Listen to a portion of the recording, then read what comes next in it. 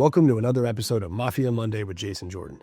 Today, I want to talk about two families and how they progressed over time. One, the original member, Vincent the Executioner Mangano, right? From 1931, you have Luciano. After taking out Mazzaria, taking out Maranzano, he has the five families and he starts to commission No Boss of Bosses. And you've got these two original members, Luciano and Mangano, right? So you got Lucky Luciano, 1931 when it all starts, basically, to 1935 when he gets locked up for 55 years. He turns the reins over to his underboss, street boss, if you will, but really his underboss, Frank Costello, the prime minister, they called him. They called him that because he had more connections to political people, judges, politicians, etc., and really held himself out to be more of like a legitimate looking businessman and really did well in crowds with people like that, which did him very well in that business. So he takes over for Luciano while Luciano is in prison, and then even later when Luciano gets out of prison, Operation Underworld we talked about, Costello is really still running the show while Luciano is still the boss. Well, ultimately, Vito Genovese takes over that family, as we talked about before. On the other side of the other family that we're going to talk about today is Vincent the Executioner Mangano. Mangano was an original family head, right? He was original five family named head of a family. And I believe it was 1951, about 20 years into his reign, he disappears one day and his brother is found murdered.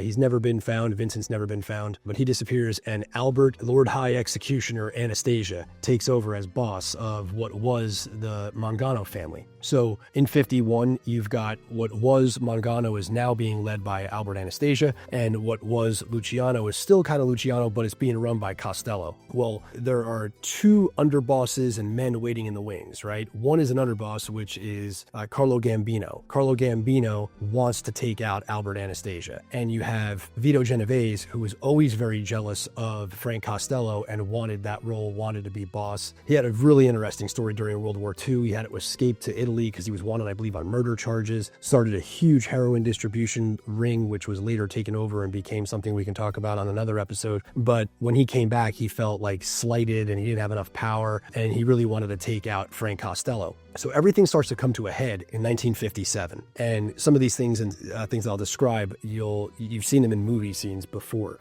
whether you recognize them to be that or not. But essentially about May 2nd, 1957, Genovese makes a move on Costello, and he gets his driver, who becomes basically his underboss, Vincent the Chin Gigante, to shoot Frank Costello. He arrives at his apartment, he's hiding, waiting in the wings, and Costello, no security, nothing, just comes walking in, and Vincent the Chin Gigante, young, a little arrogant, points a gun at his head and says, "Hey Frank, this is for you." And as he shoots, Frank turns and it grazes his head, sort of like what happened to Trump. Hit him, but it grazed him. There's a famous picture of him with the bandage around his head, I think a cigarette in the mouth, top hat on, and Costello's pretty much at that point like, I'm done. So again, that's May of 57, and Genovese wants those reins very badly. At the same time, Gambino has his eyes set on taking out Albert Anastasia. So they put a plan together, and they're kind of in concert here in terms of their efforts, and they had both a mutual interest of taking out a boss. Now, you're not supposed to take out a boss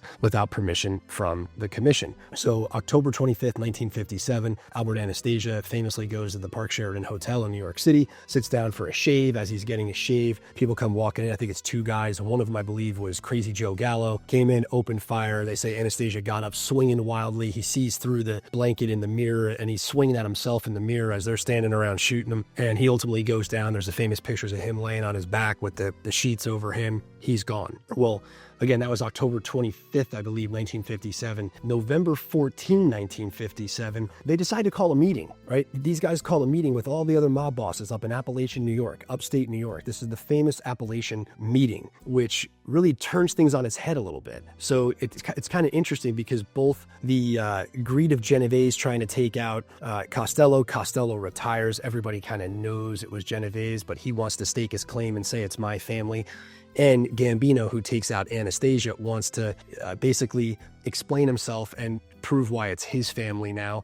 And they call the meeting after both attempts are made. One successful, the other one retires, albeit it was an unsuccessful hit. They go to upstate New York, Appalachia, and of course a wise police officer recognizes all these very strange looking fancy vehicles with New York plates on them that are not from around here, with a lot of Italian looking men, calls for some backup. They raid the place, and now it's all over the news. The government can't hide the fact that there is a national crime syndicate. They're literally meeting people from Kansas City, Detroit, Chicago, New York, from Denver, from all over the place, all over the country. So as Gambino and Genovese were trying to make their claim for those families, and they coordinated those efforts in 57, right after Anastasia gets hit, they had this meeting they call for. Everybody comes, and all of a sudden mayhem breaks loose. The police know about it. The feds, they can't really deny it anymore because it's all over the paper. Interesting little tidbit of history as to how those two original 5 family members and how they progressed into the names that they are today, the Gambino and the Genovese family, and how those bosses actually made their moves to take out their rivals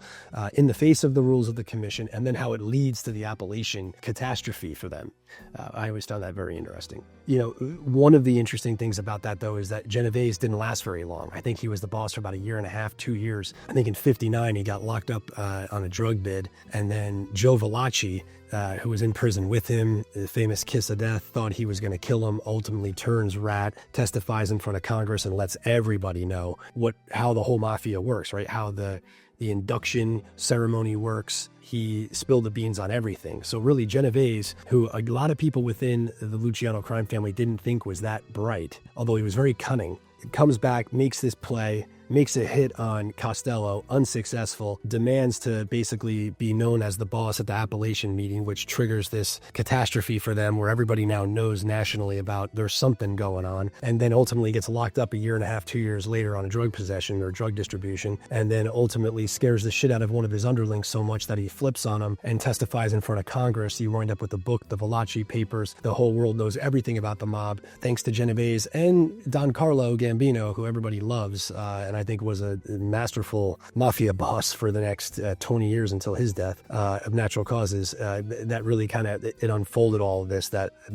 what we know is today as the Appalachian, the Valachi Papers, and all of that started with these events and these two men conspiring with each other. We're going to do another episode on just Vincent the Chin Gigante. I think he's absolutely fascinating. So the Chin shoots Costello, and legend has it that the old rules of Omerta were still followed, especially by guys like Frank Costello. There was a doorman that saw Vincent the Chin Gigante and named him as the shooter. He gets brought up on attempted murder charges, and Frank Costello refuses to identify him. And I don't know if the charges were dropped or if he was found not guilty, but it was in a courtroom, and allegedly the story has it that Vincent the Chin Gigante got up and walked past Costello in front of everyone in the court and said, "Thanks, Frank," and kept walking as if, "Thanks for not ratting on me."